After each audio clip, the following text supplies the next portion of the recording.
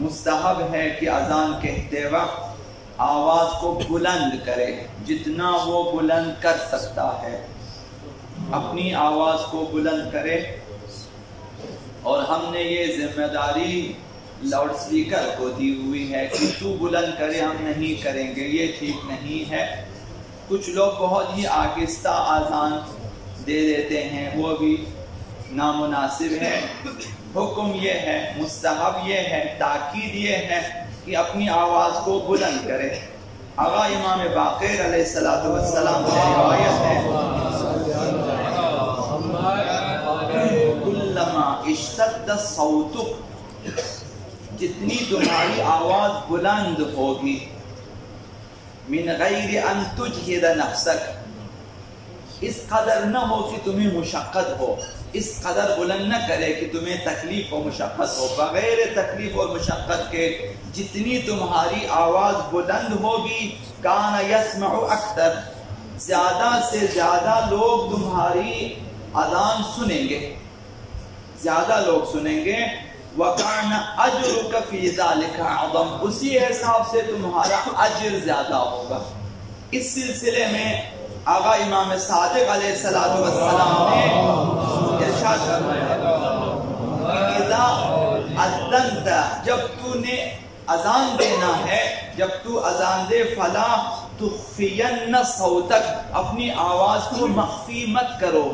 اپنی آواز کو پوشیدہ نہ رکھو،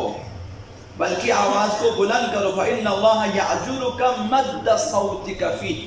اذان میں جس قدر تمہاری آواز زیادہ ہوگی اسی حساب سے خداوند تمہیں اجر دے گا۔ تو یہ مستحب ہے کہ انسان جو ہے اذان میں اپنی آواز کو بلند کرے، آرامش کے ساتھ بیٹھیں، آرامش کے ساتھ انسان کھڑے رہیں، اور یہ کوشش ہونی چاہیے کہ اپنی آواز کو بلند کرے، اور کھینچنا بھی اسی میں شامل ہے، اپنی آواز کو جہاں تک کھینچ سکتے ہیں کھینچیں۔ اب آواز کو کھینچنے کے لیے آپ کو جو ہے لمبی سانس لینے کی ضرورت ہے، تو لمبی سانس لینے کے لیے آپ کو ایک سانس پہلے لینا چاہیے آرامش کے ساتھ، پھر آپ دوسری سانس آرامش کے ساتھ لمبی سانس لے لیں، تاکہ آپ جو ہیں اپنی اذان کو جو کھینچ سکے۔ دوسرا ادب یہ ہے، مستحب ہے کہ اذان دینے والا عاقل ہو، ایک یعنی گناہان کبیرہ سے مکمل پرہیز کرنے والا ہو، گناہان صغیرہ پہ تکرار نہ کرنے والا ہو،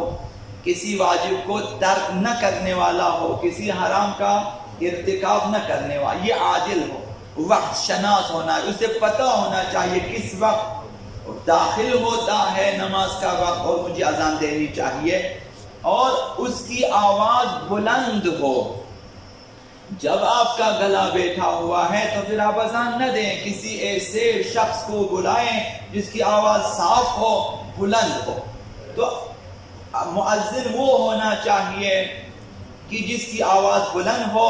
اور اذان کو بلند جگہ پر دے دیں۔ مستحب ہے کہ اذان کہتے وقت شہادت کی انگلیوں کو کانوں میں رکھیں۔ اب آپ انگلیاں کھول کے اس طرح رکھتے ہیں یا آپ مٹھی بند کر کے اس کو رکھ لیتے، دونوں کانوں میں رکھیں، تاکہ ایک عام بات یہی ہے کہ باہر کی کا کوئی شور و غل اور باتی سے ڈسٹرب نہ کریں۔ اور اس کا ایک فلسفہ بیان کیا، ابھی عرض کر دیتا ہوں۔ حضرت آقا امام صادق علیہ السلام نے ارشاد فرمایا، السنۃ ان تضع اصبعیک فی اذنیک فی الاذان، سنت یہ ہے دین میں کہ تم اذان کے وقت اپنی انگلیوں کو، دو انگلیوں کو دونوں کانوں میں رکھیں، یہ سنت ہے۔ تو اس میں جو فقہاء نے لکھا وہ یہی ہے کہ شہادت کی انگلیوں کو رکھیں کانوں میں اور پھر اذان دیں۔ تو اس کی ایک وجہ ہے، وجہ صاحب کتاب مہذب الاحکام، یہ آیت اللہ سید عبدالاعلی سبزواری کی کتاب ہے، انہوں نے لکھا اس کتاب میں کہ شاید اس بات کی طرف اشارہ ہو کہ یہ انگلیوں کو کانوں میں رکھنا، کہ مؤذن کے لیے ضروری ہے کہ اپنے کانوں کو ذکر خدا کے علاوہ باقی تمام لہو و لعب کی باتوں باتیں سننے سے بچائے رکھے. آپ بعنوان مؤذن خدا، بعنوان منادی الہی لوگوں کو اللہ کی طرف دعوت دے رہے ہیں، تو دوسرے تیسرے جو آپ کے پیچھے باتیں کریں گے تاکہ وہ نہ سنیں، آپ کی پوری توجہ رہے اللہ کی طرف. تو ایک منادی الہی کو چاہیے کہ لہو لعب کی باتوں کی طرف توجہ نہ کرے، تاکہ خداوند اس کی نماز کا معنوی اثر اس کے دل اور کانوں میں قرار دے. تو اس کا یہ فلسفہ امام صاحب مہذب الاحکام نے یہ بیان کیا. لہذا مؤذنین جو ہیں وہ اذان دیتے اس سنت کو بھی زندہ کریں کہ اپنی شہادت کی انگلیاں کانوں میں رکھیں اور اس کے بعد جو ہے تا آخر اذان تک اسی طرح سے اذان دیں.